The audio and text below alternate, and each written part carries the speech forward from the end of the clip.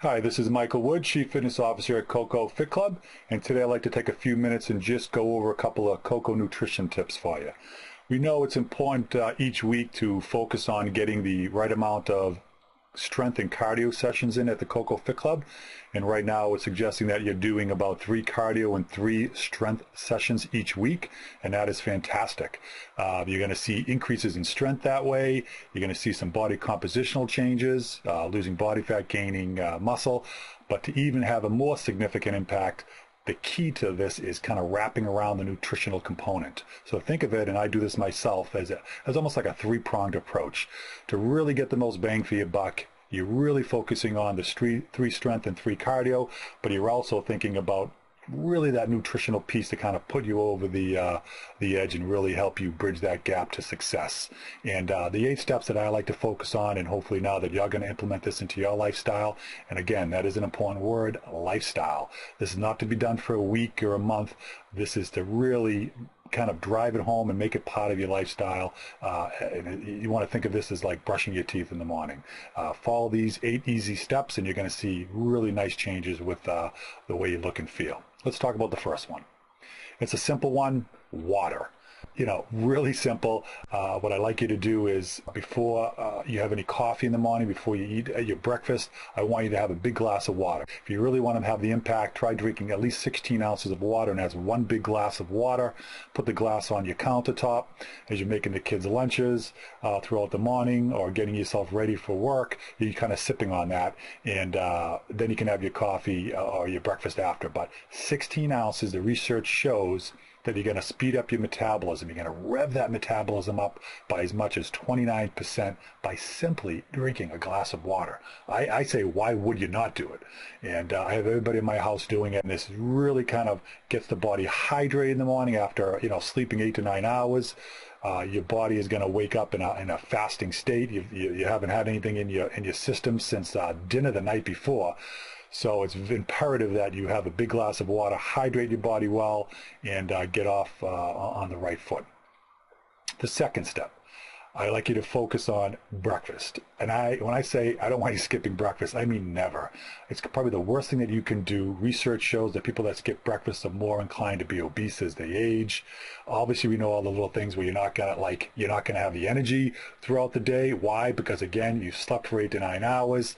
You didn't have anything for after dinner. Your body is in that fasting state, so we need to break the fast, and we have to fuel it up first with a big glass of water, next with breakfast. And this is where you want to have some nice lean protein, some nice complex carbs. For me, my big thing in the morning is oatmeal, the 1-minute kind. I put some fruit in with it, and that gets me going. There's protein in there, so it's going to keep me full throughout the morning and gives me lots of energy for my Koko cardio workout. So first water, next breakfast. Third, it's a little acronym that I like to use called ELMO, and the ELMO stands for Eat Little Meals Often. Not the red little guy, from the show, but this does work. The ELMO, I like to tell people, and I do this myself, Eat Little Meals Often means basically every 3 hours I'm trying to get some type of carb and protein into my body. So let's look at you wake up in the morning, you have maybe breakfast at 7, you're going to eat something, a snack by 10, have your lunch 3 hours later, afternoon snack, and then dinner at, say, 7 o'clock. So that's basically every 3 hours I'm putting in either a meal or a small snack, and each of those contain some protein and carbs. So ELMO is the acronym that you want to follow. It works well for me, and it's worked well for a lot of my clients over my 22-year career. Next, I want to try to remove whites from my diet. They're mostly carbohydrates. Carbs aren't bad, but it's the type of carbs that you eat, meaning do a little research, do a Google search on simple versus complex carbohydrate, and then high glycemic and low glycemic type foods, and you'll see what I'm saying. White foods can be things like white rice, white potatoes, white pasta, and again, supplement that with wheat pasta, supplement the white potato with sweet potato, things like that. These carbs contain a lot of water. Eating carbs now, I see this myself as I age, eating a lot of pasta, for example, you might feel bloated afterwards. You're eating a lot of white bread. I'll tell you right now, if you can get that out of your diet, the white breads, the white pasta, the white potatoes, the white rice, you're going to feel 100% better and have lots more energy. So try removing some of the whites from your diet. Next, try to eat 5 to 9 servings of fruits and vegetables each day. I know most of you probably aren't even coming close to that, but I'll start first with at least 5 servings of fruits and vegetables each day. Put some cut up fruit on that oatmeal that I just suggested in the morning. Have some fruit after lunch, a fruit salad maybe. I try to have an apple or a piece of fruit on the drive home from the office.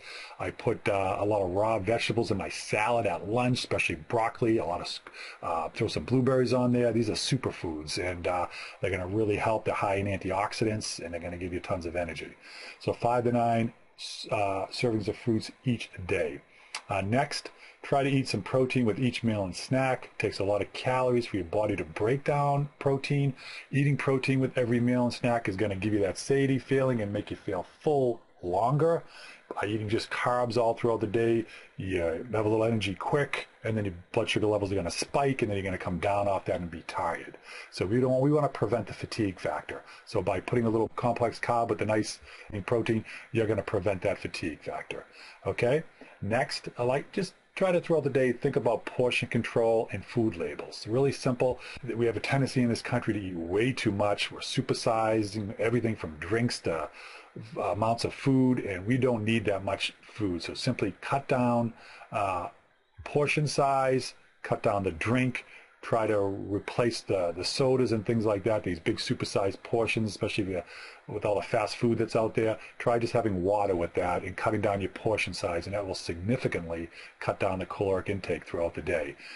As for food labels, try to eat things with just one or just a couple of ingredients when you read a food label. And if you don't read food labels, get in the habit of reading food labels.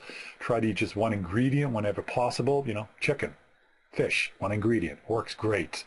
And if you do look at something that has a few things, if you see this paragraph of foods that you cannot pronounce, stay away from it. It's not going to help you. The less ingredients, the better. Finally, the 8th tip is a big one. It's one I'm doing right now, and it really does work. I do not eat after 8 p.m. Our body's metabolism slows down after 8 o'clock. And this also, by not eating after 8 o'clock, will help keep down the amount of calories that you're taking in throughout the day. And also you want to try to skip any intake within at least 3 hours before you go to bed, because your body can't process it as well.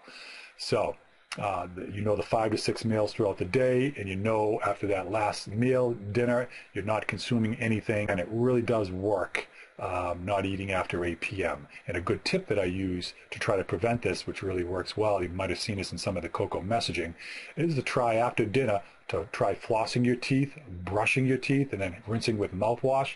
And after spending 5 minutes working on the oral hygiene, you're not going to want to, at least I know I don't, want to ingest anything after that. I'm all ready, and I just maybe do a little reading and relaxing before bed. And that is a great way to cut down calories, and you'll see a change on the scale the next morning. So there are 8 tips for you. Try adding that in with your Koko Cardio and Koko Strength, and you'll see great results. I'll see you next time.